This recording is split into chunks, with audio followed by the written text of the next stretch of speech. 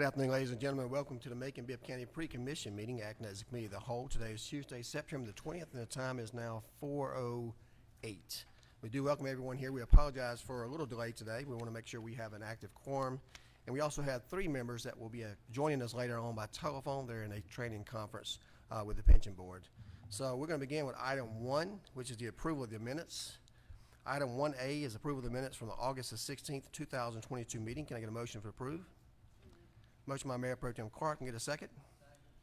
Second by Commissioner Jones. Any discussion? Hearing no discussion, all those in favor of the motion, please say aye. All those opposed, nay. That motion carries and will be sent to consent agenda. Item 2A is a resolution authorizing the mayor to execute a purchase and sale agreement with Advent Business Interiors for the purchase of new courtroom furnishings in the amount of $123,092.60 to be paid from Superior Court budget small equipment and improvements line item. I believe that is already in their budget, and this is on state contract. Is that correct? It's on state contract. So we get a motion for approval. A motion by Commissioner Jones. Do we have a second? Second by Commissioner Howell. Any questions? Hearing no questions, all those in favor of the motion, please say aye. Opposed, nay. That motion likewise carries and will be sent to consent agenda. Item B is a resolution authorizing the mayor to execute a facilities use agreement with the American Red Cross to provide for usage of certain recreation facilities as shelters during a disaster. And Mr. Hawkins, are you here for the night for that? Yes. Okay, I'll have you come forward and just give us a brief explanation on that. Thank you. This is our annual agreement with the American Red Cross that essentially states during disaster situations, if necessary for evacuation shelters, we will partner with the Red Cross and utilize our recreation shelters. We've done this for years past in coordination with the Recreation Department, and it's gone very smoothly, and we've helped save hundreds of lives. Okay. You heard the information from our director. Do we have any questions for him? Commissioner Lucas? No, I was going to move to approve. Okay. Glad to make a motion for approval. Got a motion by Commissioner Yes. Lucas. We have a second. Second by Commissioner Jones. Commissioner Mayor Pro Tem Clark, you got a question? Yeah, just out of curiosity, what's the need to reauthorize this? Just did a previous agreement lapse? It's something that it's a Red Cross requirement they do every year just to make sure that the facilities are utilized appropriately and are available for use. For instance, if one of our rec centers was under construction, then we would need to take them out of that facility use agreement. It's more of a formality than anything. It's making sure that the Red Cross knows that the facility owner, Macon-Bibb County government, is okay with us utilizing the recreation centers. Okay. Any other questions? Seeing no questions, all those in favor of the motion, please say aye. Opposed, nay. That motion carries and will be sent to consent agenda. Thank you very much. Item D is a resolution authorizing the issuance of purchase order in amount of $200,000 for services related to the disposal of debris and waste from the demolition of blighted houses to be paid from the Blight Elimination Fund landfill tipping fees line item. That amount is in the document is $200,000. I want to let you know a couple of things. Number one is, since we no longer have a landfill of our own, we will be transferring this to the Mead Road transfer station, and they discarded this material to another location. This is an up to $200,000. We've provided you an invoice of what we received, I think maybe in the month of July, so you can see a breakdown of the tonnage and the charges. We wanted to have that money set aside in a particular account, and as the funds get drawn down at the completion of that time, we would always re-up the money, but that's what that's for. It's not a $200,000 charge in advance, but we do need to designate that funds over there, so as those charges come in and the bills come in, we can pay that out of that. Anyone have any questions regarding that particular project? No questions, okay. I'd entertain a motion for approval. A motion by Commissioner Howell. Do we have a second? Second by Mayor Pro Tem Clark. Any further questions? Hearing no questions, all those in favor of the motion, please say aye. Opposed, nay. That motion carries and will be sent to consent agenda. Item E is an ordinance to dedicate a portion of Houston Avenue running between Colonial Terrace and Sylvian Drive in honor of Pastor Dr. Edwin Mack, in recognition of his many years of service and leadership to the Macon-Bibb County community, appropriation of an amount not to exceed $500 from the general fund balance for Facilities Management Department for the purchase of material and memorial signage. Commissioner Lucas, I'll hear from you. I'd like to move approval. Got a motion for approval from Commissioner Lucas, a second by Commissioner Watkins. And Commissioner Howell, you have a question, sir? We're just putting the sign up, we're not changing the name, right? That was what I was gonna say, that this is a smoother way of the designation. It brings about the even more attention than under other circumstances. And this was a request from some of the members of the church, and they provided us the information. And Dr. Mack, I think, is well deserving of this recognition. And I just wish that we could deal with the other item, you know, in the same way. It's a much smoother process. And I'd like to ask if I know this is not in my district, and I don't mean ever to disrespect anybody else who ran and was elected to represent a district. So I would like to ask if it's either Watkins or Brunson, the Houston Avenue, where Unionville Baptist Church is. So I Brunson. certainly would like to ask for them to be the main sponsor, whoever represents the area, and to join me in co-sponsoring. Okay. We'll talk to Commissioner Bronson about that. I'm sure he'll be happy to. We do have a motion and a second. If there's no further questions regarding that item, we'll entertain a vote. All those in favor of the motion, please say aye. Opposed, nay. That motion carries, and we sent consent agenda. Commissioner Howell, you have a further follow-up? Did we miss C, or is it taken off? C has been removed. I apologize. Yeah, item C has been removed. I got an updated calendar, I assume. That's correct? Yeah, item C has been removed, so we can take that off the agenda. We do have a need to go into executive session. We also have a hearing that's set at 4:45 today. So this time we'll be going into executive session until 4:45. We'll reconvene for that hearing, and at the completion of that hearing, we'll go back into executive session until we dispose of that business, and we'll come back and handle the remaining items on the agenda. So at this time, I entertain a motion to go into executive session for the aforementioned reasons included settlement claims, administrative proceedings, potential litigation, and real estate matters. Can I get a motion to go into executive session? Motion by Mayor Pro Tem Clark, a second by Commissioner Jones. Any discussion? Seeing no discussion, all those in favor of the motion, please say aye. Opposed, nay. We're now in executive session. Thank you.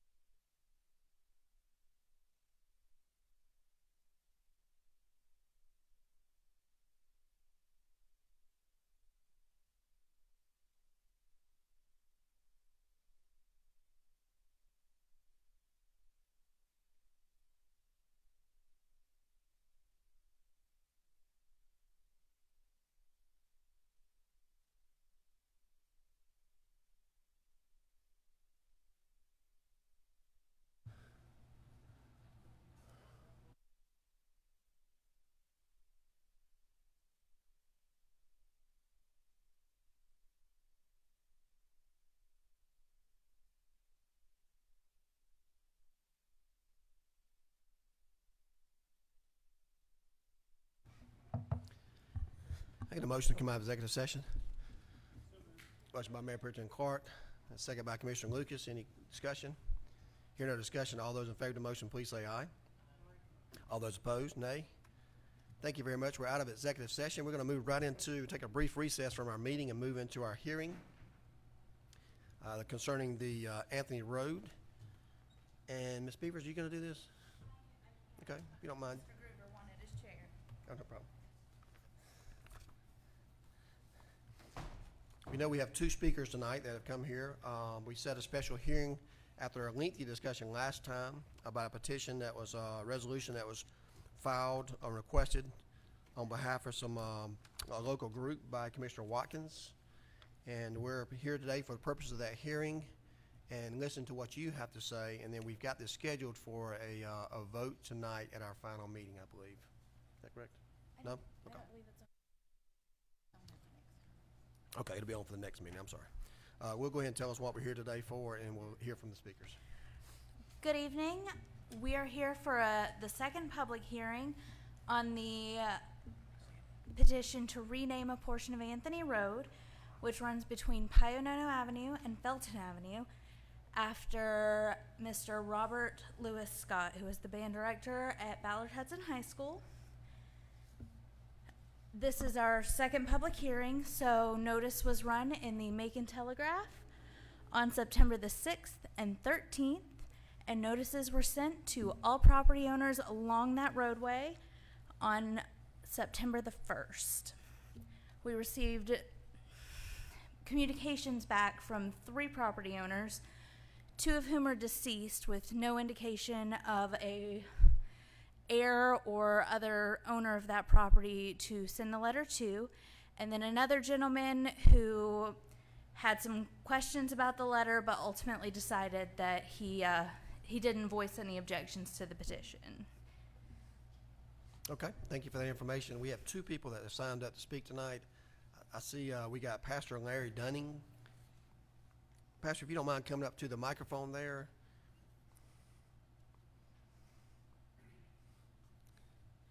Yes, sir. What would you like to tell us tonight? Good evening, and I would like to thank you for inviting me for this hearing. I want to share with you a few things, and I'll be out your way. I want to say, first of all, it's always great to honor people, especially those that served us. And I'm not here to protest the renaming of the street. I'm here to suggest, recommend humbly, lovingly, respectfully another way to do it. I pastor Pentecostal Temple. I've been there for 22 years, and I just want you to know many people have served in that area. The person that pastored there before me was Eddie D. Smith, who just retired.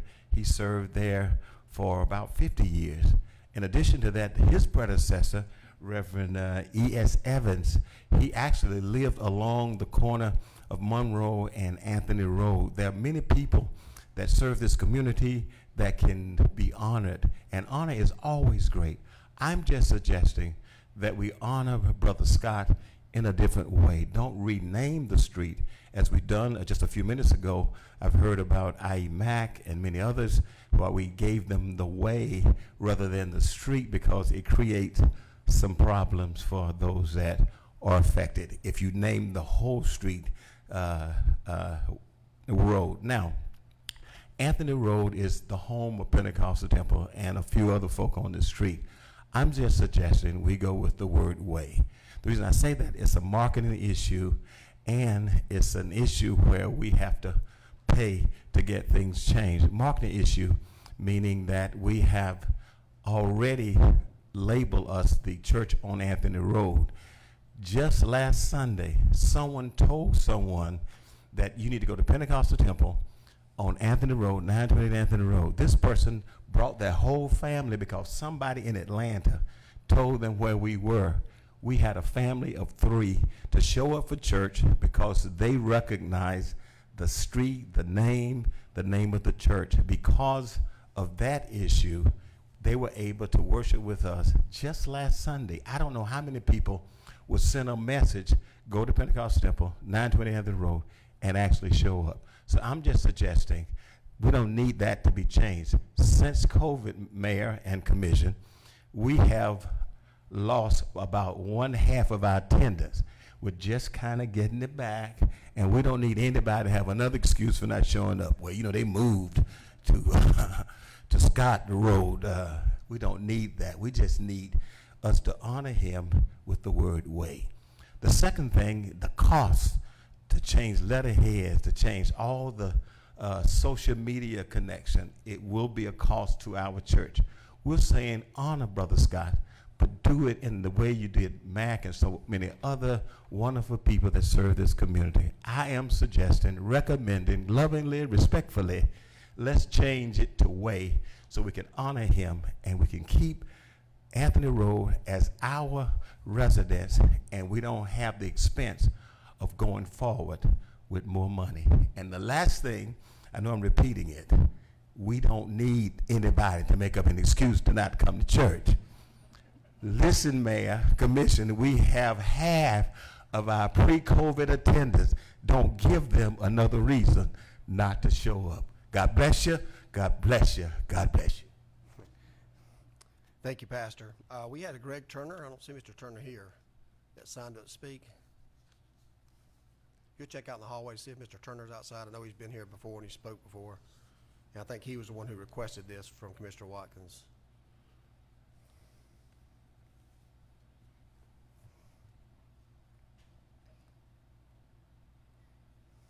Commissioner Lucas? Yeah. How many feet of property does Reverend Dunning's church cover in that area? How much of the distance? I'm not sure if he knows that And information. can he answer? Yes, if he knows that? it.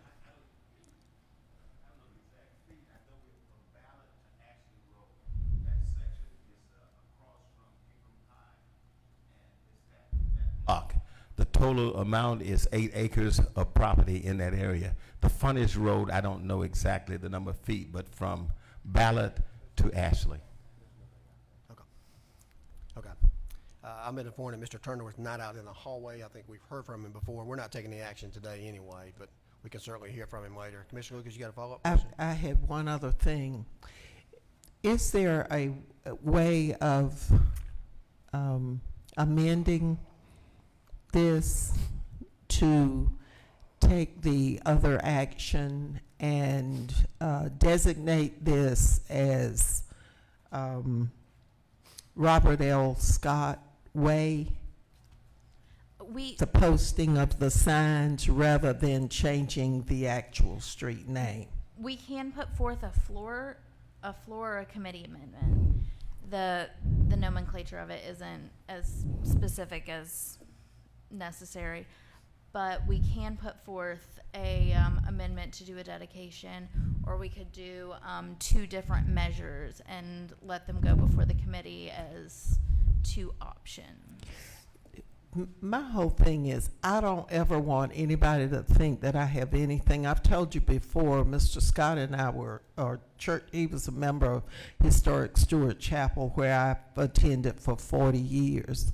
And he was a lifelong attendee there, worshiper there. And so I would never want to do anything, but I do know that there are some other efforts by some folks to highlight a lot of stuff that happened at old Ballard Hudson High School.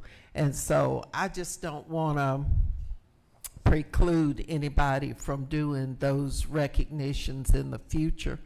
So, this is really, really hard to be for something, but then to try and offer a different way of dealing with it. And I know that church has a lot of the distance that they own is considerable in there. So I think we could resolve this. 700 feet of roads, he says. Commissioner Howell. So one good thing today is just a hearing or time for opportunity for people to speak. There's nothing before this body of government today at all on this. So we have a meeting on October the 4th, the 11th, and the 18th. If there's one that get brought to change the name of the road, then we'll vote it up or down. If there's one that gets brought up on a way, we'll vote that up and down. So that's up to commission on what you want to propose to this body of government. We just had this today for a hearing to allow someone like the pastor to come forward to give a different perspective. We've heard from Mr. Turner before. I'm not sure where he's at now, but I'm sure we all know his position as of this time. Mayor Pro Tem Clark? That's just for clarification. What's the posture of the previous piece of legislation? Is it on the table, or it's on the table? It's on the table. Thank you. Okay. Commissioner Howard, do you have anything else? No, sir. All right. Commissioner Jones? I think Pastor Dunning has shown us the way. We can determine that another day by vote. Thank you, Pastor, for being here today. This is going to conclude the hearing that we had regarding this matter today. The time is now 5 o'clock, and at this time, we're going to end this hearing.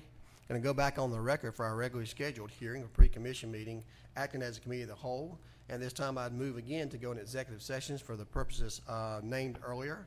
Entertain a motion to go into executive session, please. Got one by Commissioner Jones, second by Commissioner Lucas. Any questions? Hearing no questions, we're now in executive session.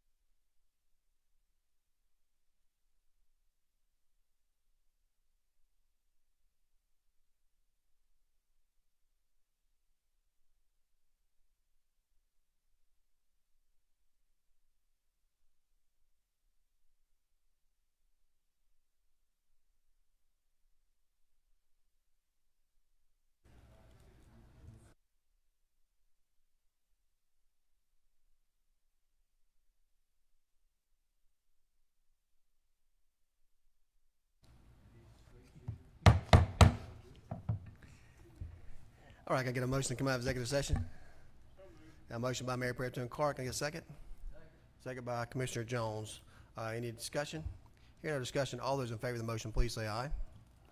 Opposed, nay. We're now in executive session. We're going to go ahead and move on to item 4, special purpose local option sales tax. Item 4A is a resolution to authorize the 36th amendment to the 2018 SPLOST project timeline and budget as presented by the SPLOST project manager. And I'll ask our attorney, Michael McNeil, to come forward. Give us some brief information on this money that we're moving forward, Mr. McNeil. Thank you, Mr. Mayor. So this timeline amendment moves up 1 year, $3,847,468 from the 23 economic development other line item to just moves it up to 2022. And then it also moves up the next 5 years of blight remediation funds. There's $1,134,474 in each of calendar year 23, 24, 25, 26, 27. Moves that all up to 2022 as well. So those are the changes from this timeline amendment. Thank you, Attorney McNeil. You've heard what the attorney has read about the 36th amendment to the 2018 SPLOST. Can I get a motion to approval? Commissioner Lucas has a motion. Get a second. Second by Commissioner Pro Tem Clark. Commissioner Watkins, you have a question? Yes, I was just informed about it. I'd be voting no to this amendment based on I'm not in favor of moving or removing all of our blight funds allotted from the splash to purchase land. And I also think that the county is gonna need a parking deck in the near future downtown, and I'm not in favor of just moving those out to purchase land. Okay. Thank you, Commissioner Watkins. Any further questions? Seeing no questions, all those in favor of the motion, please say aye. Aye. Opposed, nay. That motion carries. And we also have Commissioner Valerie Wynn, Commissioner Paul Brunson, and Commissioner Raymond Wilder, who votes yes online. We're going to move on to item B, which is an ordinance to authorize the appropriation of SPLOST funds and general funds as provided for herein for the purchase of real estate and the payment of costs associated. And same information on that one, Attorney McNeil. All right, so this takes all of the money that was just moved forward in the SPLOST timeline amendment, which is a total of $5,664,370 in blight funds, plus the $3,847,468 in economic development, adds to it an additional $851,889 in blight funds that were previously appropriated at the beginning of this year, but haven't actually been put to any project. So the total of SPLOST funds being appropriated, $10,363,727. That's for the purchase of real estate and the payment of costs associated therewith.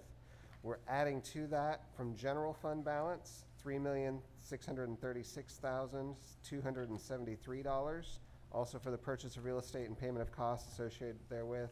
So that's a total of up to $14 million. Thank you, Attorney McNeil. You've heard his response to that. Can we get a motion to approve?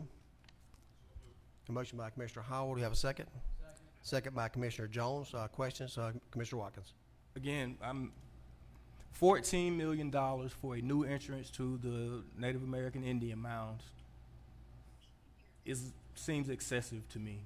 I'm all for us working at the Native Indian mounds, making those better, but we have real basic problems.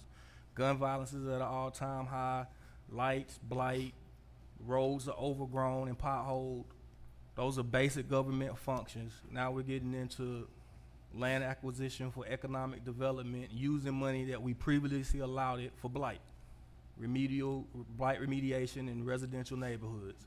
We're not gonna do any of that for the money that we allowed it many years ago for the next 5 years, so we can buy a parcel of land to make the entrance of the Indian mounds better.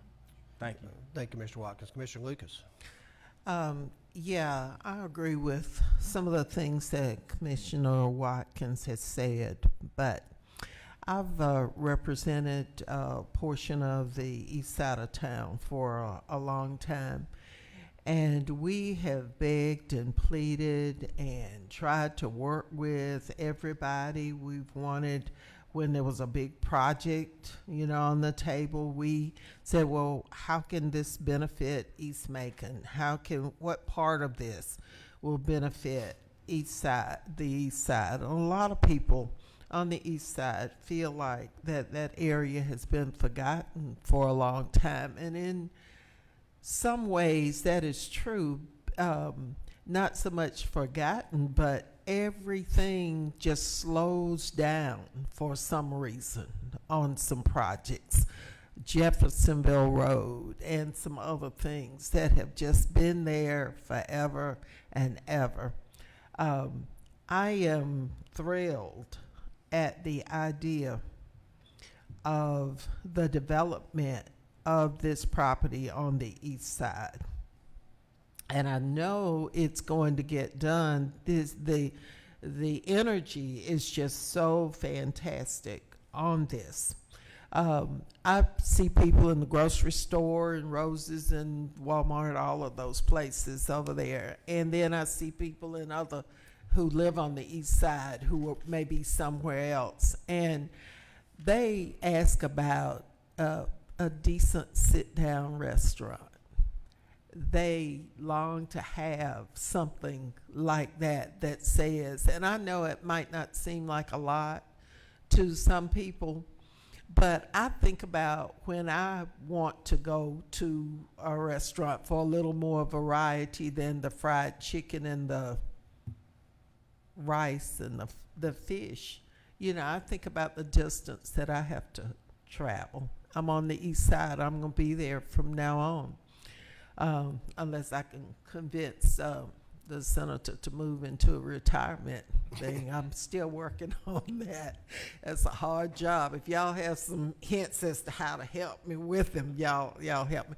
But anyway, I plan to be there, and I plan to continue pushing for what's good for the east side. I feel that this is going to be a wonderful, wonderful thing for the east side of town, not only for housing development, economic development, whatever kind of development that's possible. We're going to have it as a result of this spark.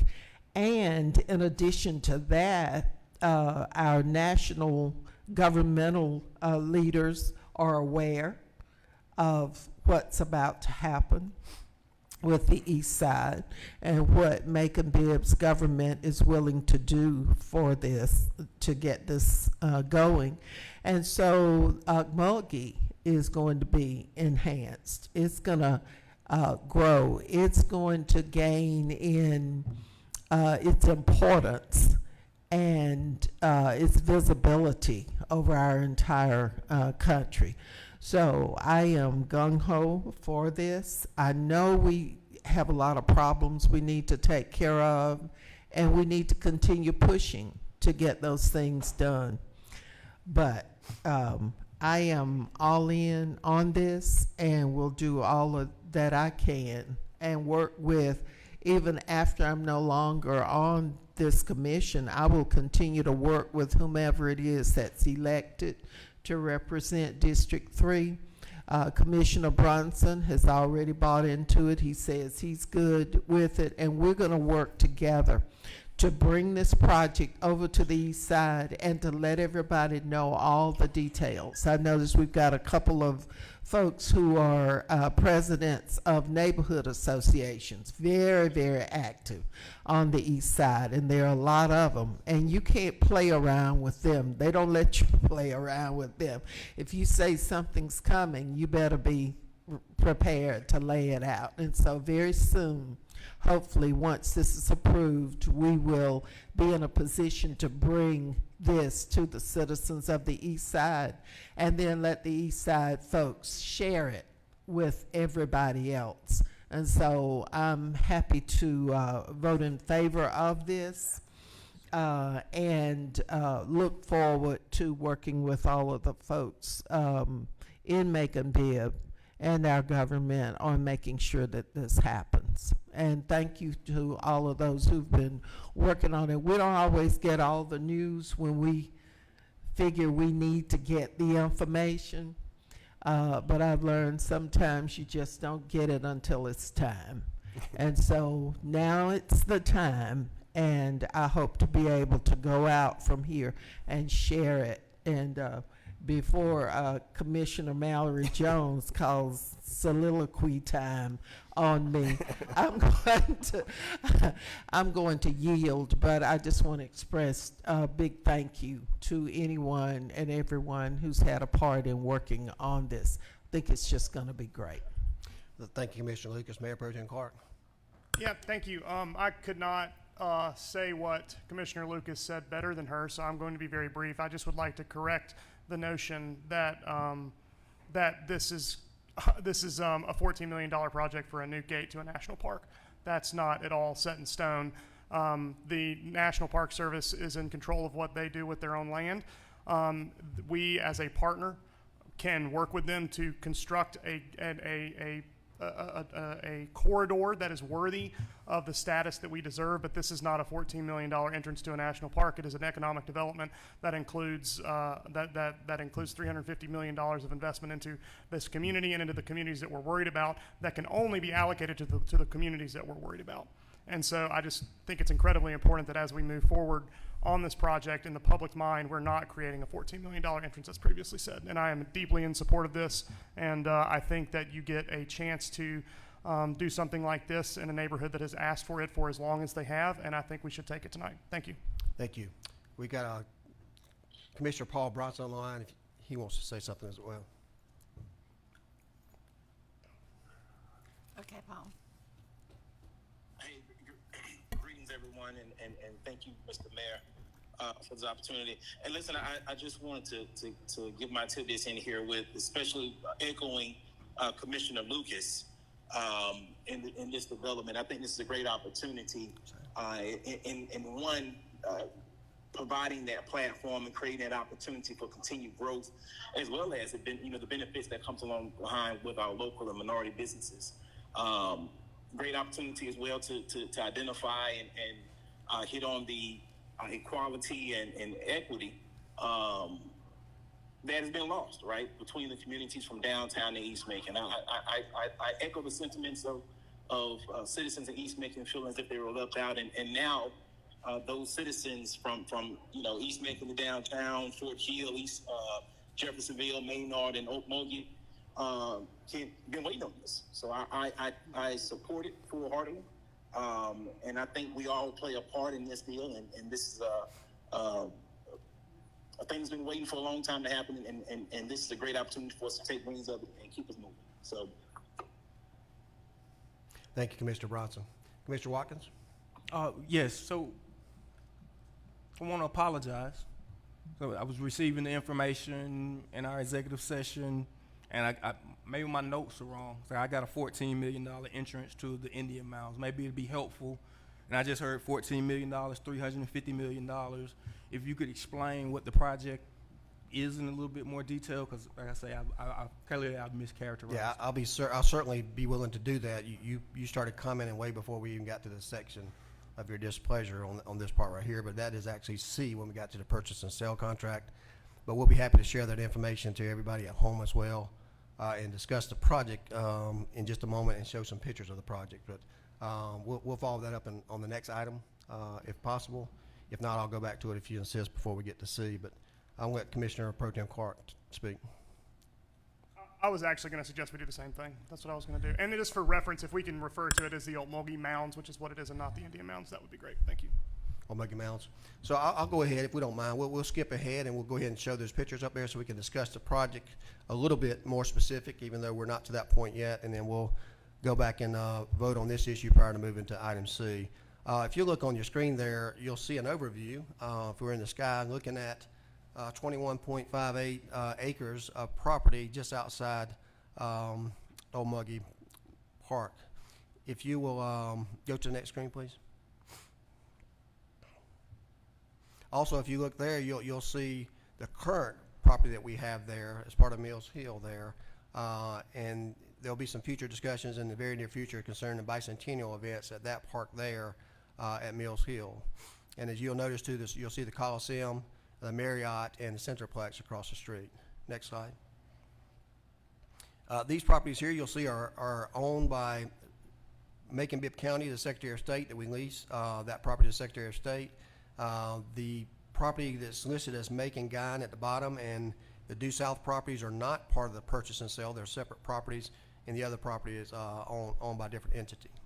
Next parcel. Here's the development that we're looking at.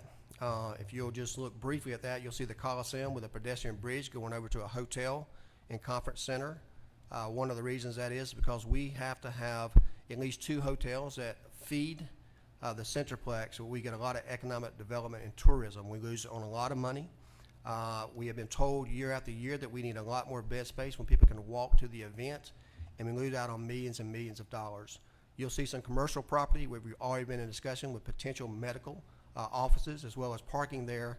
You'll see up to 825 residences there in each of those developments that are not set in stone. We want to make sure everybody knows that because we still have some work to do on the project. You have several retail outlets there, restaurant possibilities there, and as you can see, you can tie directly by the trail into the park, and that trail would lead you to Amerson if you go throughout the whole process. You'll see a lot of traffic calming devices, a lot of greenery, and about 1.6 million square foot of available space for purchase there. Next property. This is a 3D model if you want to look at it just to see how the layout is. You also notice a connection from downtown there, right there just past the bridge, is a potential another access to the Old Muggy Mounds. You'll see that curvature there. This is looking over the project. If you're looking up top, you'll see how all the streetscape is done. Also want to remind people that this project is in a TAD. This TAD has funds that have to be attached. So any money that you make or raise or grow, the tax digest must be spent in that TAD, which encompasses most of Emory Highway out to East Macon. Monies obtained on the elevation of property and the property taxes cannot be used outside that district, and the funds must go to that community. This is another look. If you're on top of the Centerplex, you can see the bridge there looking over into the project that we're looking at as it's drafted right now. Finally, you'll see looking from the Otis Redding Bridge, you'll see across you've got 10-foot walkways there. You've got pedestrian, all kind of pedestrian safety features there, which is part and parcel of what we're required to do now, and we certainly take that into consideration. You see a 5 to 7 story hotel there that directly links the bridge across to the Centerplex. And finally, you'll see inside the interior streets there, if you're on the other side of the property that we're looking at purchasing, to kind of give you a little bit about the layout and the walkability and accessibility there. This is a picture here we have again. It shows the whole project. If you're on the green side, the interstate side, and looking across the project all the way over to the hotel, and you can see the Marriott at the very top.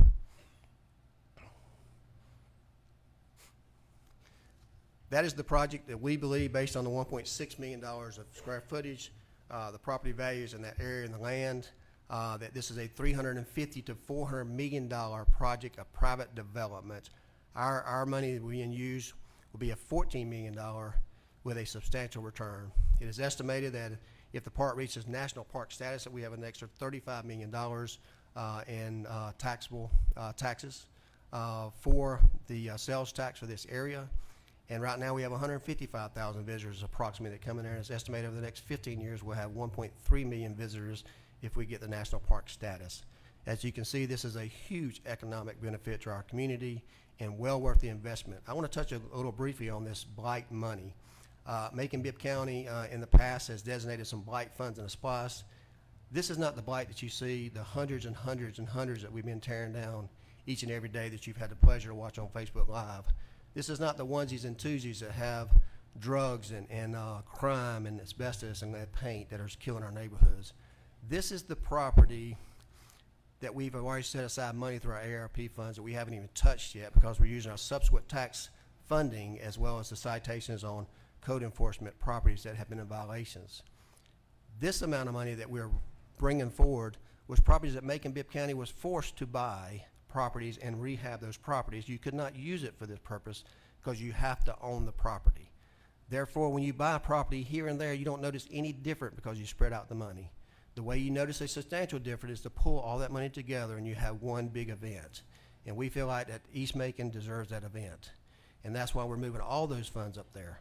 As you can recall, several years ago, we had hotel developments nearby the city hall whereby they appropriated approximately $4 million for parking. We are still 3 years later and you don't see a parking deck out there. That money's been sitting there not used. I think it's unfair to the citizens of Macon-Bibb County that we keep that money in our bank instead of putting it in their pockets. So we are moving that money forward to real economic development that we know we can control and we know that is on the horizon. And if you haven't noticed yet, people are looking for land to buy.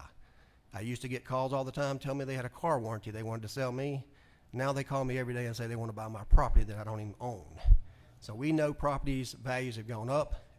As you can tell by the recent tax assessment we've had, people are in dire need of developments, and we have developers that are standing in line ready to develop this property. We know we have a shortage of residents here in Macon-Bibb County, and there's no workforce housing, middle-class housing I like to call it, because we need properties that middle-class folks can live in. This is one way to make sure that we meet that need. We've had some early on discussions to make sure that some of this property is used to have some rent control so people that actually live in those properties can afford to live and work downtown. I think that's not much to ask for a $350 to $400 million development. So for all those reasons, this has been a very long negotiation. This negotiation for this property has been in the hands of another independent person for decades. Several mayors have tried to purchase this property to no avail. We think now is the time to act on this. We think we have a body of government here that can put our heads together and do what's right for East Macon. This is why I'm recommending this project. This is why we're moving all this money up to SPOS to get it out of our account back to the people who need it the most in the public. This is just one area we're addressing on this particular project. This is not going to solve all the problems in Macon-Bibb County. So, having said that, I'll take some more questions. Commissioner Tillman. Yes, sir. Thank you, Mr. Mayor. I do not want to bring a nebulous over this project. I think overall it's a decent project. But I am reminded more than 15 years ago that Macon-Bibb County was offered this property for $2 million. And folks, I think at the time, thought it was possibly too high.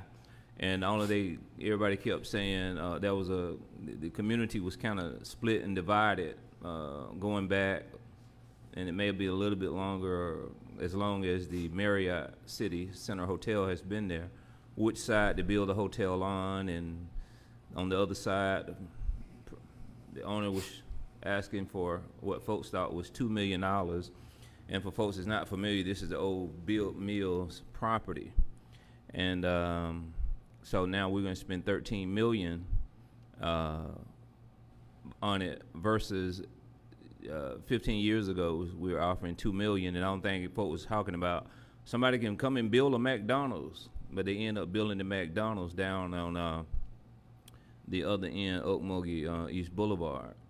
I would wish that, we would have put the cart before the horse when we saying if we're going to get national park status. I would have liked to see Congressman Bishop involved and know what we're doing, because to let him know that it's more prevalent for this to turn into a national park as well. That's usually why the government walks slow on projects like this, because we don't want to put the cart before the horse. And very importantly, when we do projects like this, we always have community buy-in, community hearings, and we at least have 3, because the community, we do 3, the community buys in, we ask the community what they like to see in the neighborhood, in the area, and there's nowhere on here, with all due respect, that a restaurant was listed. I didn't see anywhere on the chart that a restaurant was listed. And you keep saying, that side of town needs a restaurant. People aren't walking to restaurants these days. They normally drive. And so overall, I think it's a good project. I think the project will pass. I don't want to hinder any project or development, but this is not a developer's project. This is something that we as Macon-Bibb came up with an estimation that says is a value. And so I'm hoping that it is a true value and that we can get a developer to make this happen. This is not a developer that we've chosen that's out there already that came in here and made a presentation. And y'all know that. Y'all know that. And so I know that as well. But again, we're going to be trusting in the administration to move forward and make sure all the due diligence is done. I am interested in tabling this only to have the public hearing and those meetings in advance to give citizens input. because we presented a project with all of this stuff done with no citizen input, and we just happy to say, oh, look what's coming to East Macon. But you didn't have an input, and so accept whatever we're going to do. That's usually not the way it's done, but some will say, it's a new day. I yield. Thank you, Commissioner Tillman. Just want to clear something up. The citizens of East Macon have spoken through their commissioners that they elect, and both of the commissioners in that district are on board 100%. So I would think that should say a lot with the numerous years experience that Ms. Lucas had in that area, and certainly Commissioner Bronson has been active in that area as well. They got elected by the people over there. They know what their community wants. And I think the other thing is the $2 million you speak about, and I'm not going to get into a debate over the property. It was not for the 21 acres. We're not comparing apples with apples, and certainly 15 years ago is not today in today's dollars. But I do think it's a worthy project. From what I hear from you, that I certainly, in my opinion, I'm objecting to any tabling of this motion. Time is of the essence, so we can do the project. Commissioner Watkins, I've been letting you hold for a while, sir. I'll let you speak now. Thank you, sir. And there's a lot to unpack and possibly disagree with in your assessment of the splosh and the 14 million, but I'm gonna skip over all that and just accept it as it is. I was curious, when we talk about the private development, the acquisition is one part and apparently the smallest part. Where does the $350 million come from? Who are the private partners? More details on that seem very important, because I understand the acquisition, but the real exciting part here is making sure that this thing gets up and running. So, yeah. Well, you can't develop a piece of property if you don't own it. So we have to own the property. Developers need a place to put a nice hotel going into the conference center. The reason we haven't had a hotel there before is because there hasn't been anybody who owned the property. They wanted to sell the whole property and not to piece it out. Now that you got the owner consolidated into one body, you're able to sell that out. You can look at the prices. You're in real estate. You realize what it costs to build a property and what you get a return on investment for a 7-story hotel, and what you may get on medical offices of around 6 floors or 120,000 square feet. So there's certainly interest there. You know there are medical facilities in the area, and I'm not going to get into too much details, that are wishing to expand. We have 2-3 vibrant locations here and very competitive medical facilities that are in Macon-Bibb County and several thriving universities. So I'm not going to get into detail on that. I will say there's mixed-use development in there that includes restaurants, but as you know, one reason East Macon hasn't got a lot of the sit-down places and other places is because you don't have the people there. This brings a lot of residents there with money and income, and where you have that type of activity, the dollars will follow as far as the restaurants are concerned. So the $350 million is private development. We would select a developer. This body of government would be participating in that. That developer will produce a plan, and they will either sell or do land leases on all this property, and all the property taxable will go to East Macon. So if I'm clear, if I'm hearing you right, there currently is no private partners? There's no private partners that have been brought forth to this body because we haven't even got to the contract yet where you approve so we can own the property. But we have been discussing with numerous partners in the last couple of years, but we don't own the property, so we can't commit to anyone. And certainly I think everybody needs to have a part in this. I guess I'm concerned on because we kind of did this with the Macon Mall. There was talks of a private partner, public partnership, and it seems like we're 100% in there, and I don't want to, because I know like the $300 million has to come from somewhere, and it can come from the government. Just like we're putting up this $14 million, we can end up putting the $300 million up ourselves, just like we're putting up the $45 million or the $40 million at the Macon Mall Amphitheater. So I would love to see the develop, like usually like stuff like this, like the purchase will be contingent upon the development plan and the funding working out, because why would we want land and not be able to get funded from whatever bank we're going to use to fund it? Or is that even our responsibility? Or I think that kind of thinking, out of all due respect, Commissioner Watkins, is why that property's been vacant your entire time here. All due respect, that property's been vacant every time I go by there. It burned down recently because access there to people, and I'm tired of seeing it in a blighted condition. I'm tired of East Macon getting the short end of the stick. This is a way that we can take a chance. We're making a valuable investment here with this money that's just sitting in a bank, not getting used right now. These little $1 million you're going to use over the next several years. Many people in this commission won't even be here then. This is the opportunity we have now to put this money to good use. Respectfully, when I think of hotels, restaurants, housing developments. Those are things that private people do. This land is for sale or has been for sale on the market by a private owner. That's not the government. And now we're offering deals that, again, private should do. But it sounds like we're about on the way to owning a hotel and restaurants. And I don't know if that's the highest and best use of our government funds when, again, they're basic things that just need to be done that we don't talk about here. I think we can disagree on that. I think you make an investment into this community and the people of that community, and these developers' money will use to fund those projects. It's a chicken or the egg. You can keep talking about wanting to provide for the people, but if you have no money to provide for the people, you're not going to do much providing.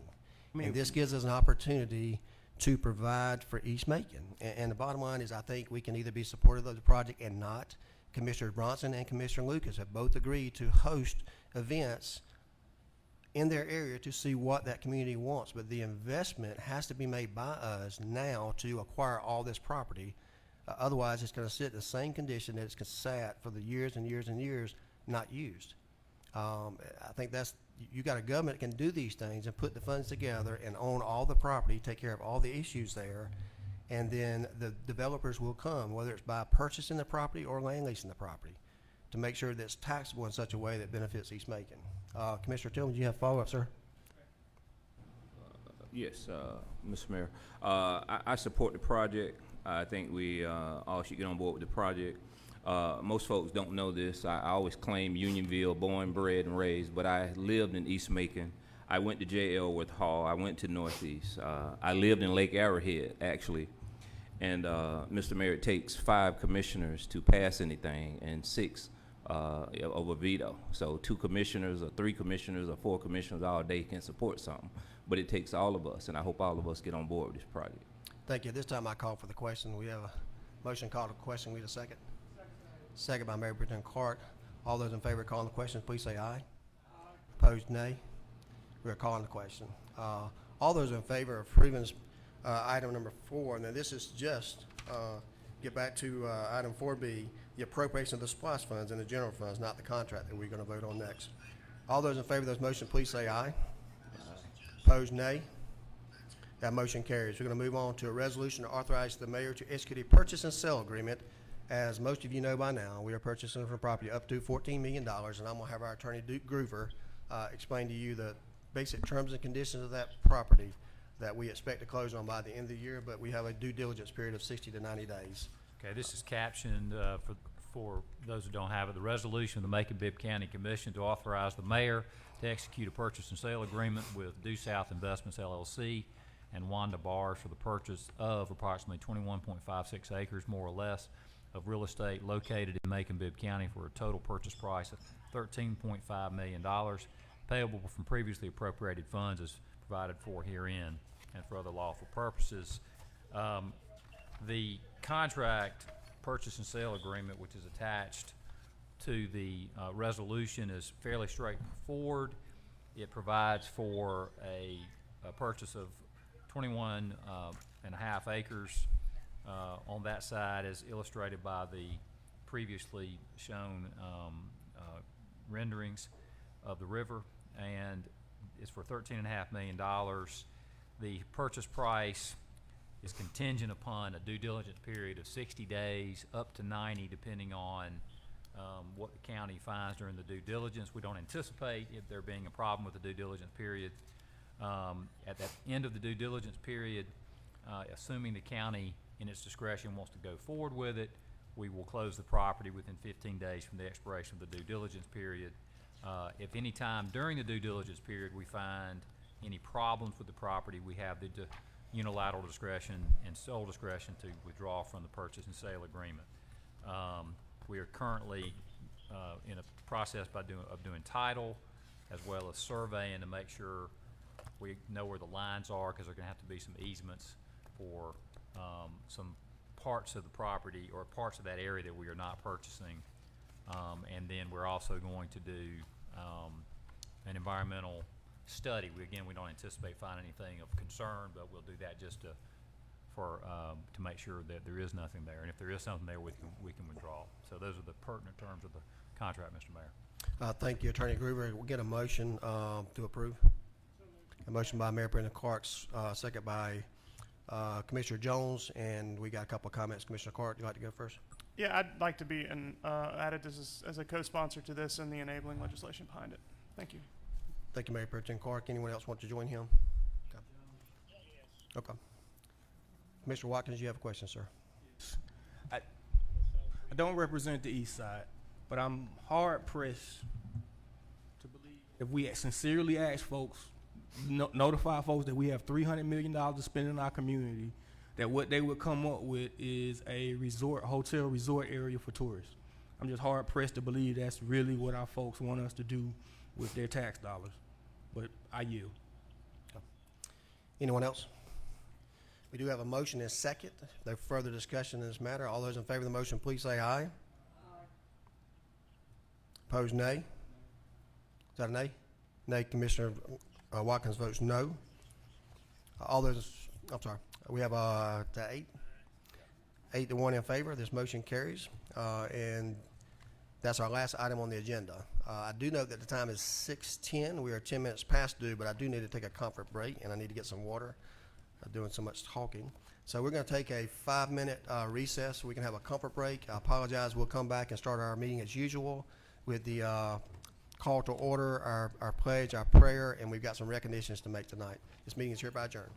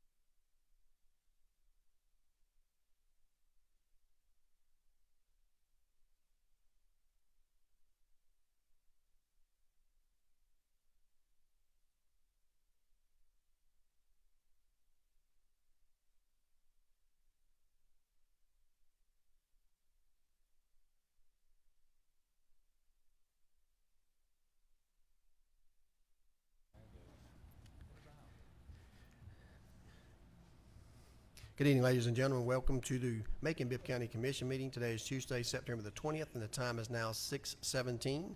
I'd like to officially welcome you here to our meeting and call this meeting to order. We'll begin tonight with our prayer. Our prayer tonight will be led by Pastor Chris Barbie from Piedmont Church and be followed by our Pledge of Allegiance.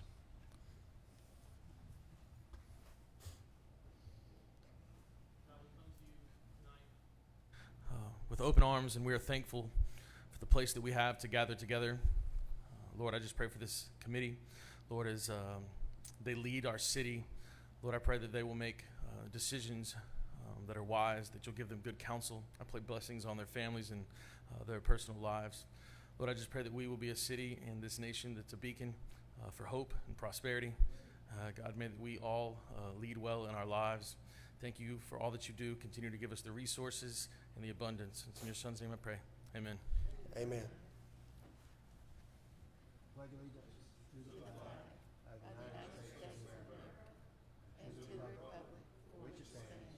One nation, under God, indivisible, with liberty and justice for all.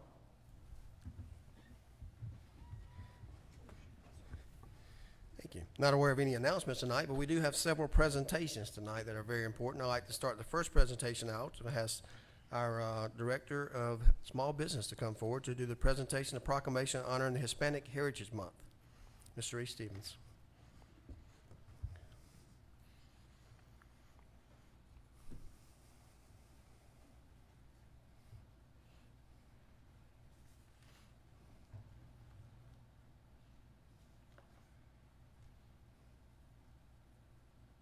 Evening. Whereas each year, American observes National Hispanic Heritage Month from September the 15th to October the 15th by celebrating the history, the cultures, and contributions of American citizens whose ancestors came from Spain, Mexico, the Caribbean, Central and South America. And whereas the observance started in 1968 has Hispanic Heritage Week under President Lyndon Johnson and was expanded by President Ronald Reagan in 1988 to cover a 30-day period from September the 15th and ending on October 15th, becoming law on August 17th, 1988, on the approval of public law. Whereas Macon-Bibb is recognizing the achievement and contribution of Hispanic Americans who have inspired others to achieve success. And with this theme, it's a celebration of Hispanic heritage and hope. And whereas my office, the Office of Small Business Affairs, will be hosting direct outreach to small businesses and participating in various events in Macon-Bibb to include training, concerts, technical assistance, with the hope of increasing Hispanic participation in a variety of ways with our local government. Now, therefore, I, Lester M. Miller, do hereby proclaim September 2022 as Hispanic Heritage Month in Macon-Bibb County, and I urge all citizens to celebrate this historic day, cultures and contributions of American citizens whose ancestors came from Spain, Mexico, the Caribbean, and Central and South America, in witness whereof I have hereby set my hand and cause the seal of the consolidated government to be fixed this first day of September 22, Lester M. Miller, and we're so excited. We're going to turn around, you guys.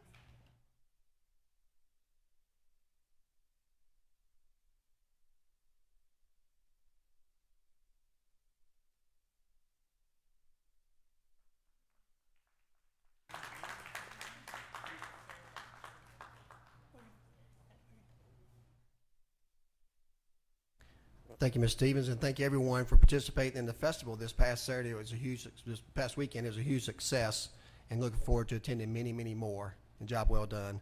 We're going to move on to item B, which is a presentation proclamation honoring the library card sign-up month, and that's going to be done by our Director of Community Affairs, Dr. Henry Ficklin.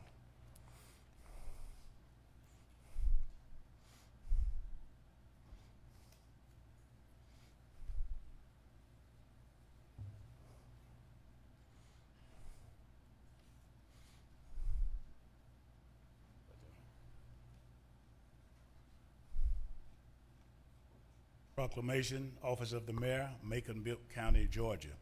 Whereas libraries and librarians play a critical role in the education and development of children.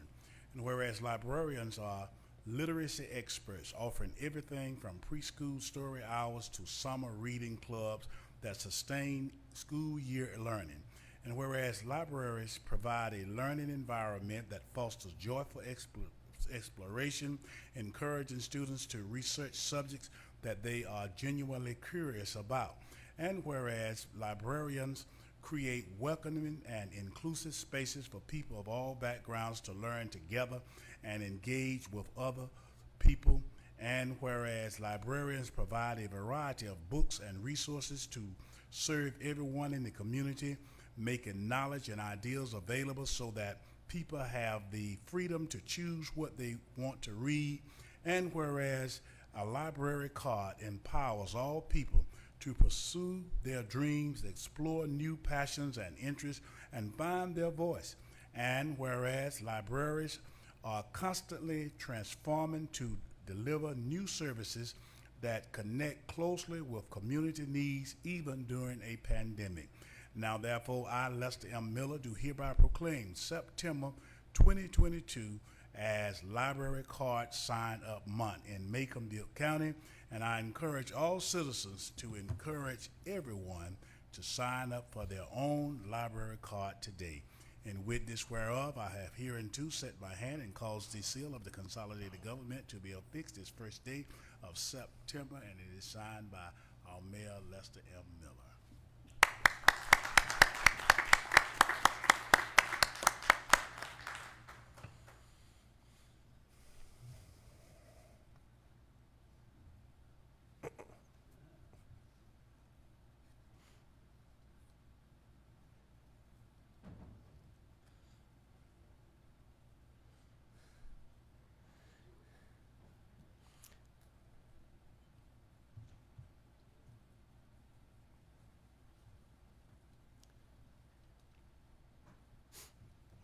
Thank you, Dr. Ficklin, and thank you all for being here tonight with us.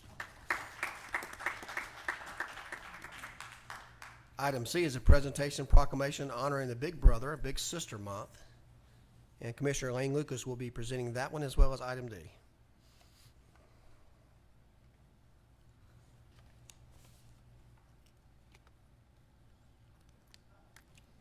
I was going to invite y'all up.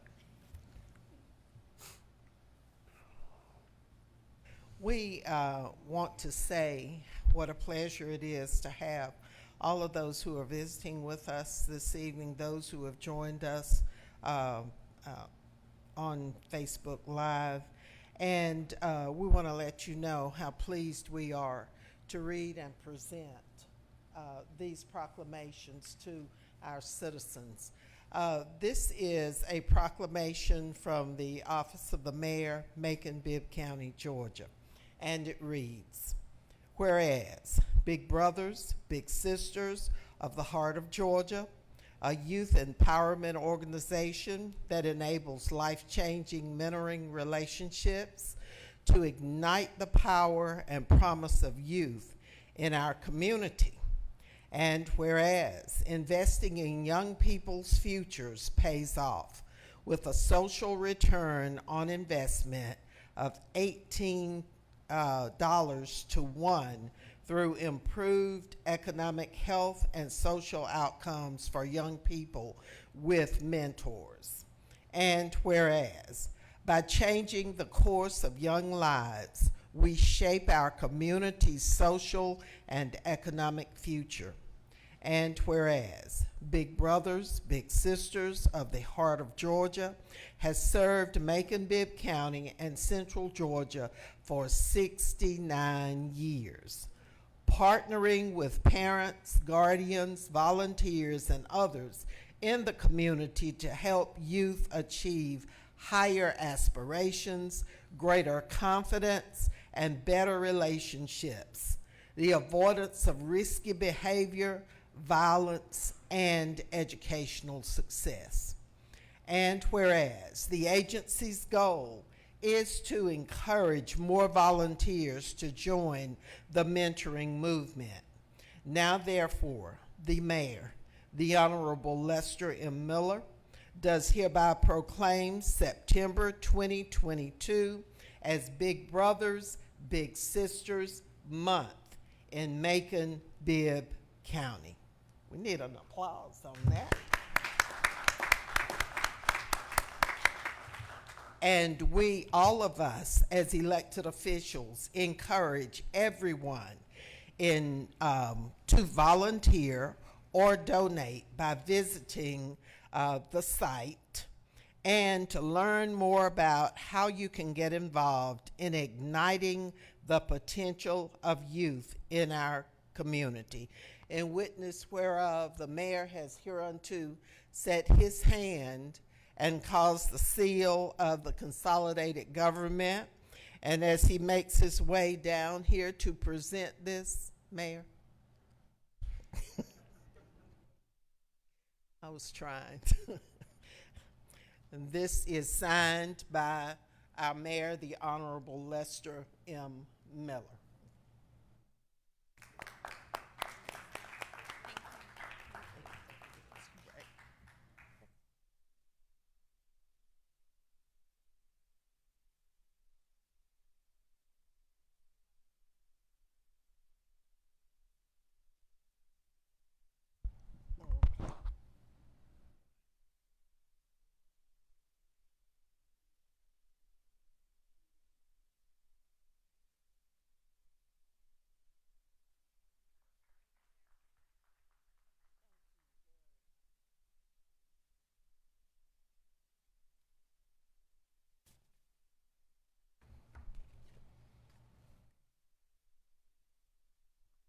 Yes, when you're a retired teacher, then you get voluntold to read and present proclamations, but I thoroughly enjoy it. I thoroughly enjoy it.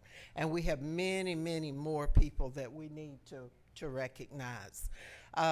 This next one is to be presented to a group, Drug-Free Pain Management. And so we'd like to ask them to come forward.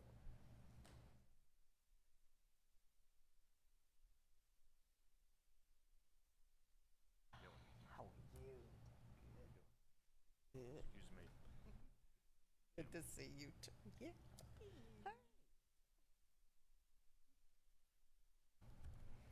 We're just so glad to have you here. We can refer all water board stuff to you. Or Bill Howell up there.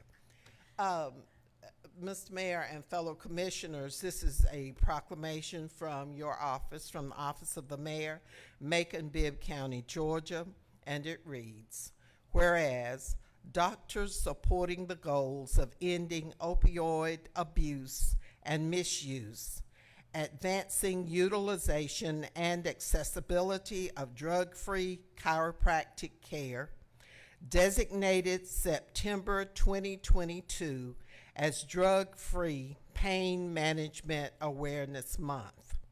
And whereas prescription opioid use and abuse leading to addiction and catastrophic outcomes remains a national crisis. And whereas the leading causes of injury, death in the United States is drug overdose. And many of the deaths from drug overdose involved an opioid. And whereas from 1999 to 2020, more than 263,000 Americans have lost their lives to overdoses involving prescription opioids and overdose deaths involving prescription. Opioids nearly increased by 5 times during this period of time. And whereas we are losing 187 people a day from opioid overdoses and 68,630 people died from opioid overdoses in the United States in 2020. 74.8% of all drug overdose deaths. Scary. Whereas the total economic burden of prescription opioid misuse alone in the United States is estimated to be around $78.5 billion a year, including the cost of health care, lost productivity, addiction treatment, and criminal justice involvement. And whereas prescription opioids are often recommended for low back, neck, and musculoskeletal pain management. I get that. Whereas over 100 million suffer with chronic pain, and an estimated 80% of all Americans will experience some form of back pain during their lifetime.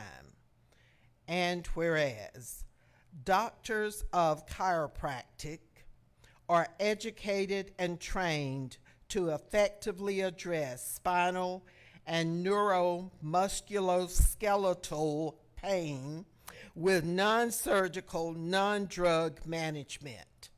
And whereas the Bulletin of the World Health Organization published recommendations to manage low back pain initially with non-pharmaceutical interventions such as spinal manipulation, chiropractic adjustments, while avoiding opioids, spinal injections, and surgery. Now, therefore, the Mayor, the Honorable Lester M. Miller, does hereby proclaim September 2022 as Drug-Free Pain Management Awareness Month in Macon-Bibb County, and he, along with the rest of us who are elected by you, urge all citizens to raise public awareness that chiropractic care is a primary, first-line, non-pharmacological approach to safely and effectively relieve acute, subacute, and chronic pain.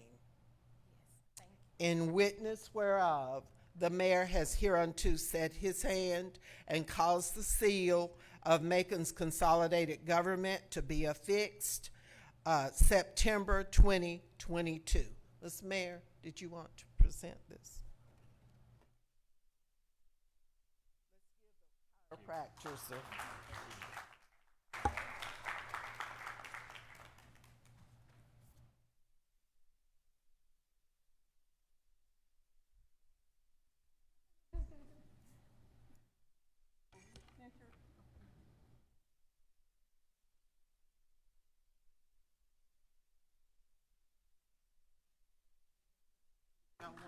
give your names. Dr. Jim Nessing, Macon. And I'm Dr. Anissa Jones. Right, thank you very much. This is an honor. Thank you.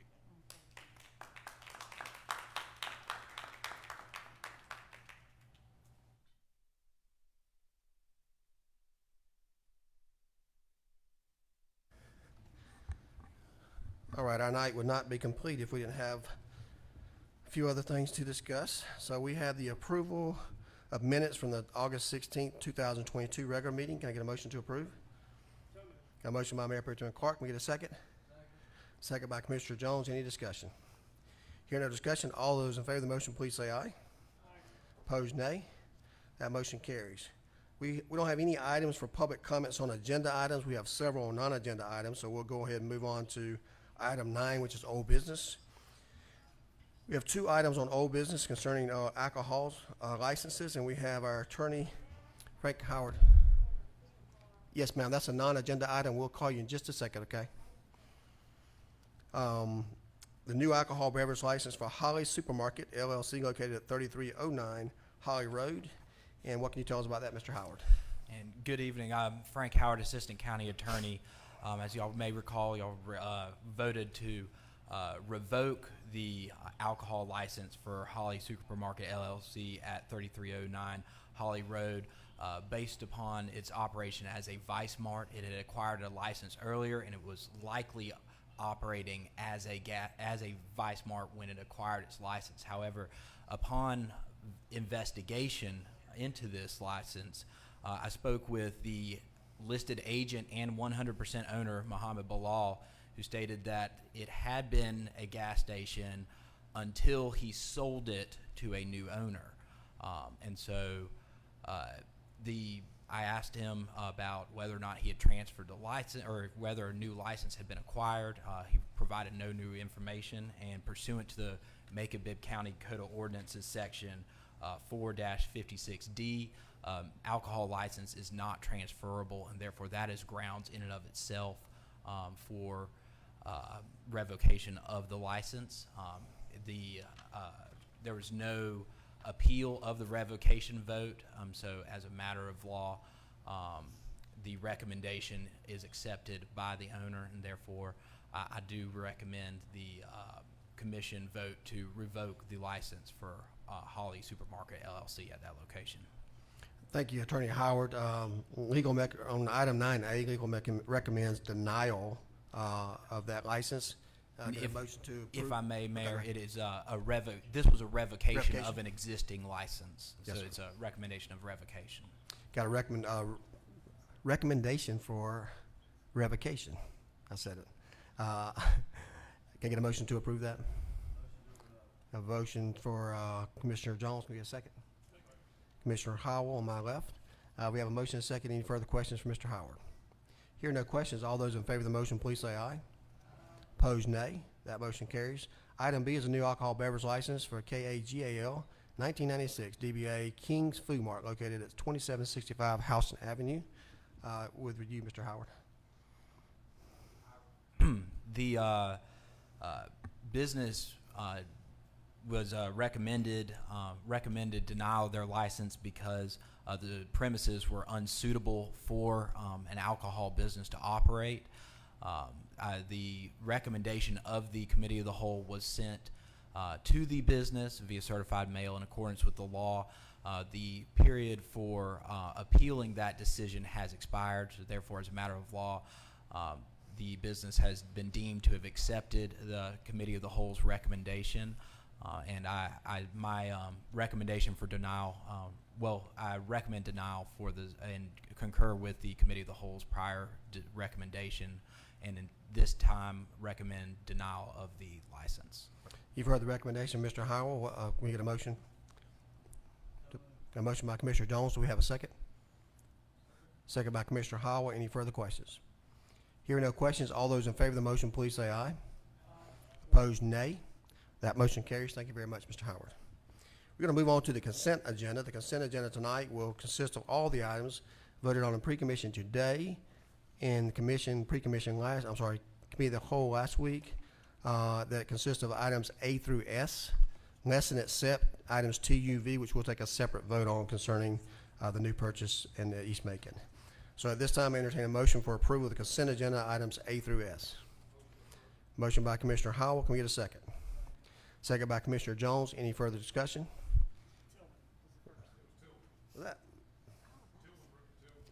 Y'all sound just alike, man. All right, we'll give Tillman that one. And I got a second over here with Commissioner Jones. That wasn't you, was it, Commissioner Lucas? Okay, we're good. We got a motion and a second. Commissioner Lucas, you have a question? I would like for item P is one of those things that a group worked on. I think that people need to be made aware of, that there have been some changes. A lot of people ask about the street lights, so I'd like that. We'll discuss that separately. No have problem. a little discussion from the committee maybe on what that does for citizens. Yes, ma'am. We'll withdraw that one from the consent agenda, and we'll take that as a recommendation of items A through S, less than except P, T, U, and V. We have a motion and a second. Any further discussion? Hearing no discussion, all those in favor of the motion, please say aye. Opposed, nay. That motion carries. Now let's go right on to item P. Item P is an ordinance to amend section 29-202 of the code to amend the requirements of the streetlight request process.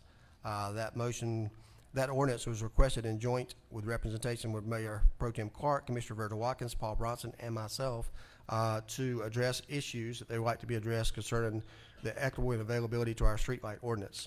At this time, we'll take a separate vote on that, but I'll ask one of the sponsors, Commissioner Watkins, would you like to take the lead on that, sir? So, the code looks to amend the streetlight ordinance in a couple places. Its main functions currently today, in order for a citizen to begin a petition, begin the process of either adding a streetlight or removing a streetlight, it requires a $100 application fee, in addition to a petition that needs to be filled out by either 100% or 65% of the property owners, depending on the situation. So this code section does away with the $100 fee and the petition process, creating a situation where staff, if someone, I would hope it could get to the point where someone could request a street light via C-Click Fix, and one of our staff members can go out and assess the situation and figure out if they should put up 1, 2, or remove lights based upon the request, with no money towards the citizens either way. And I think with the big ones, like with a subdivision, when that happens, it requires us to make an approval. So that approval would still exist when necessary.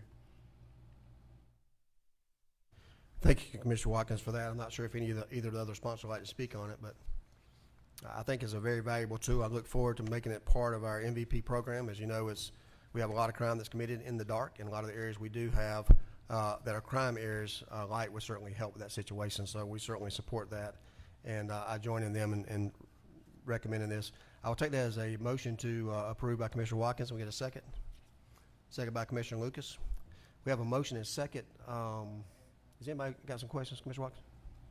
So, like I say, we've added this resolution or policy change to make it easier for citizens to request, but I'd be remiss if I didn't remind that there's also a section in our code that says that basically if there's a safety concern, that the commission and or its designees or the facilities has the rights or the ability to add street lights. So even though citizens can get a street light started, like if you're going home and just us as council members, you notice it's too dark, we have the ability to change that without citizens needing to do anything.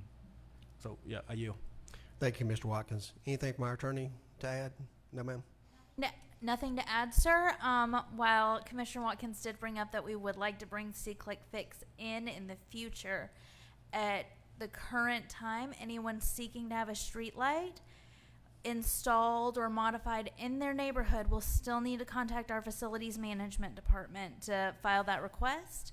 However, with the potential updates with this resolution, with this ordinance, the petition and the fee would be removed from the requirements. Thank you, Ms. Beavers.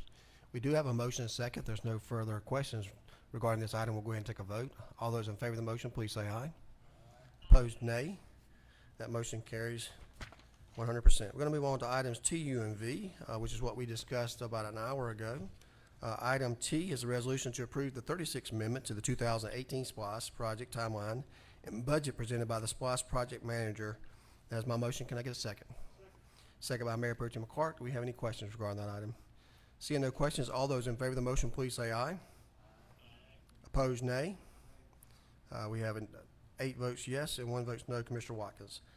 Passes. Item U is an ordinance to authorize the appropriation of SPLOST funds for general funds as provided to herein for the purchase of real estate and payment of costs associated. Would someone like to make that motion? Motion by Mayor Pro Tem Clark. We get a second? Second by Commissioner Howell. I thought I heard that. Is that right? Okay. Commissioner Howell, any discussion?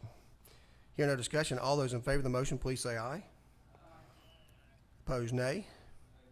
That motion carries 8-1 with Commissioner Watkins voting no. Item V is a resolution to authorize the mayor to execute a purchase-sale agreement as previously explained. Would someone like to make that motion? Motion by Mayor Pro Tem Clark. We get a second? Second by Commissioner Jones. Any discussion? Hearing no discussion, all those, I'm sorry. I don't see a light on. Commissioner Clark's light's not working. Commissioner Clark? Something that wasn't said in the conversations earlier is that this commission voted and approved to support and facilitate the Macon Action Plan a number of years back in partnership with the Urban Development Authority and the Industrial Authority, and in that included this land with the express recommendation to, quote, explore options for the near term and long term use of the Bibb Mill site. And I'm just very proud that we are living that recommendation out tonight and doing what we said we would do when we voted on that years back. Thank y'all. Thank you, Major Pro Tem Clark. We do have a first and second. There's no further questions. All those in favor of the motion, please say aye. Opposed, nay. That motion carries 8-1 with Commissioner Watkins voting no. That does conclude the items we have on the agenda. We are going to go back to the non-agenda items comments. We have several folks that have requests to speak tonight on non-agenda items. I'll call you one at a time, and we'll discuss this appropriately. We have 3 minutes of which to talk. When you get to the microphone, just identify yourself and tell us about the issue that you're seeking. I do have one we'll talk to you about at the very end. That may be something we can't discuss out here, but when we get to that, we'll talk about it. My first person tonight is Reverend Lydia Mitchum Meredith, non-agenda item, and she wants to talk public safety in zip code 31204. Good evening. How you doing? Thank you for allowing me to be here. To Mayor Miller, the district representative for 31204, that's Commissioner Clark, to Reverend Ficklin, who has embraced me as part of the clergy organization. It's a pleasure to be here and have the opportunity to bring these concerns. My mother lives at 1006 Cortland Avenue.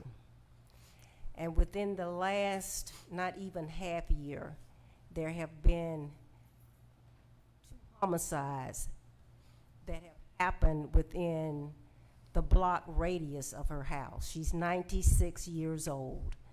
And that is just part of what we have been experiencing in 31204. The Honorable Mayor brought to us a year ago, almost a little over a year ago, the Macon Violence Prevention Program.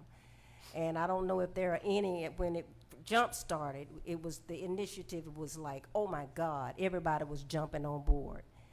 But 31204 is a special problem, because it has the highest crime rate, not only in the city of Macon, but in the state and in the region.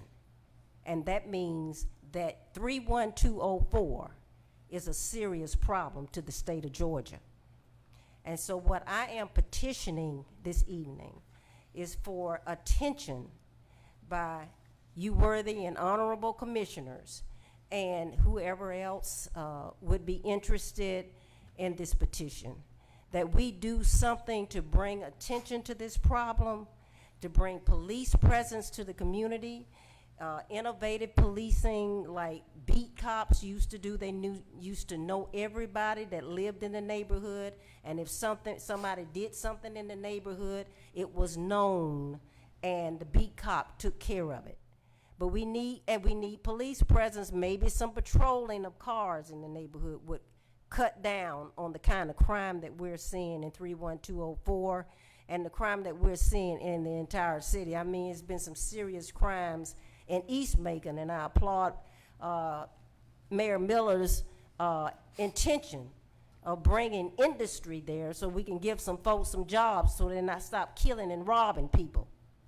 So I don't know what it's going to take, Honorable Mayor, but we need to bring some attention to it. And because of that, I have committed myself to be here every first and third Wednesday to bring it to the commissioner's attention. And thank you so much for this time. Thank you, Reverend, for being here. Just to let you know, on October the 18th, we'll be presenting, along with the sheriff, all the data. A criminal analyst will be here as well, and the MVP program to give you an update. It'll take several hours to present, and we look forward to getting that time out to everyone to give you an update on just what the governor has been doing and to tackle this most important issue. So October 18th is the date. We'll put those times out, and we'll continue to remind people over the next couple of meetings that we have. But thank you for your presence tonight. We got Ms. Barbara Neely here tonight. Ms. Neely would like to discuss Lake Arrowhead.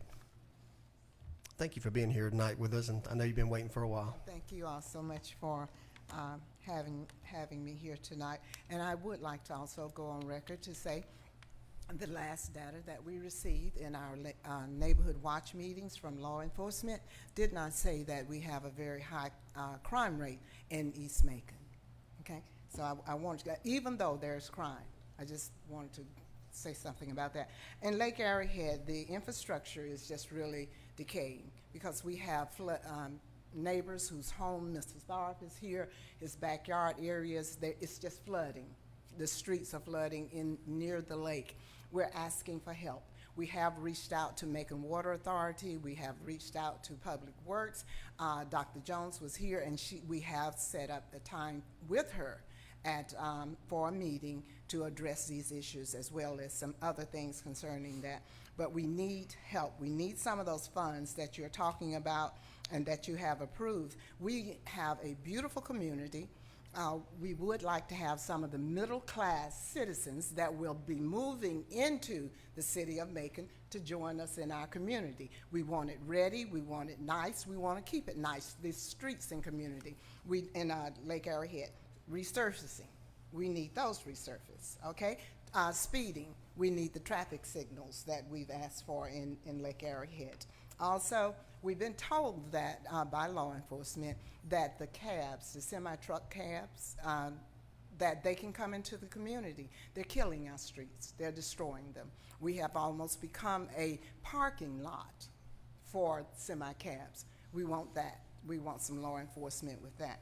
So I stand before you and ask commissioners, Public Works, law enforcement, planning and zoning, Macon Water Authority, we need your help.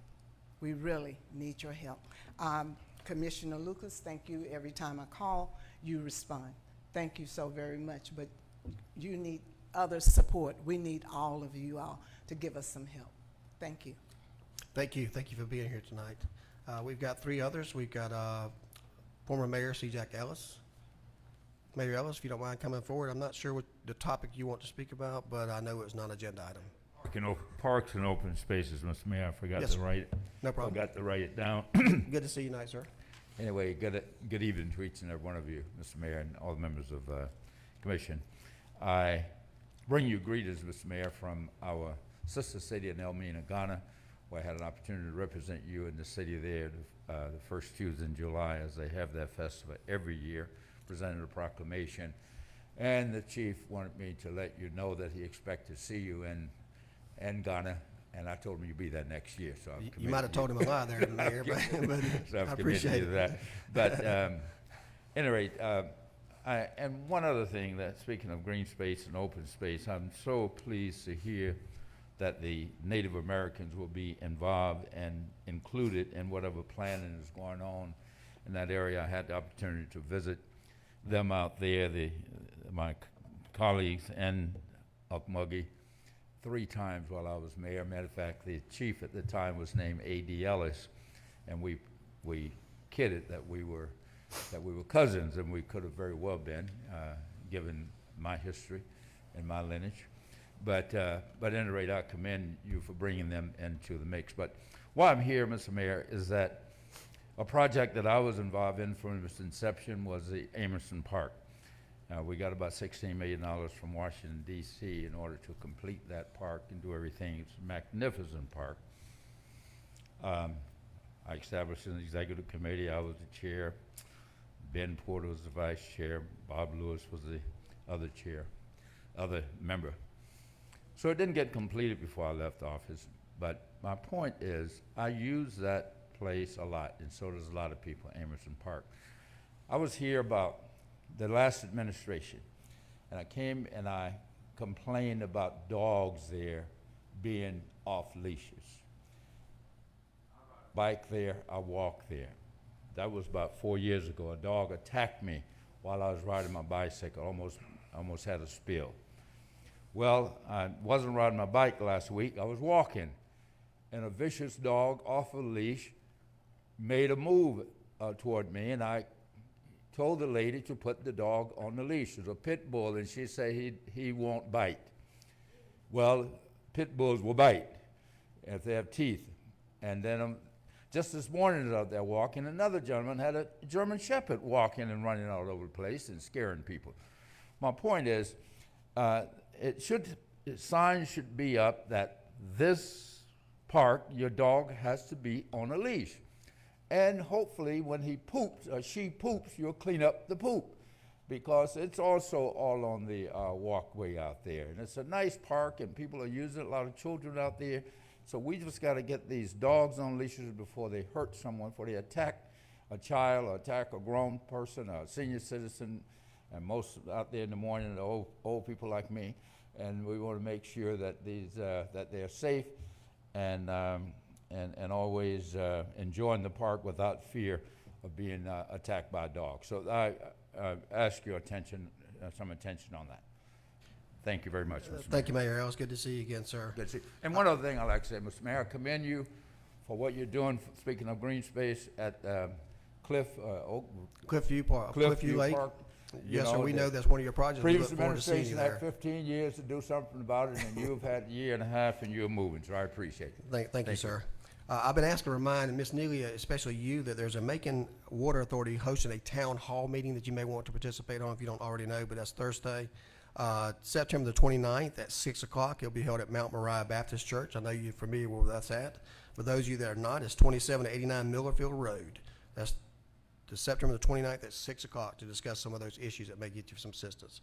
Time to move on to our next person, someone we're well familiar with, Mr. Stanley B. Stewart.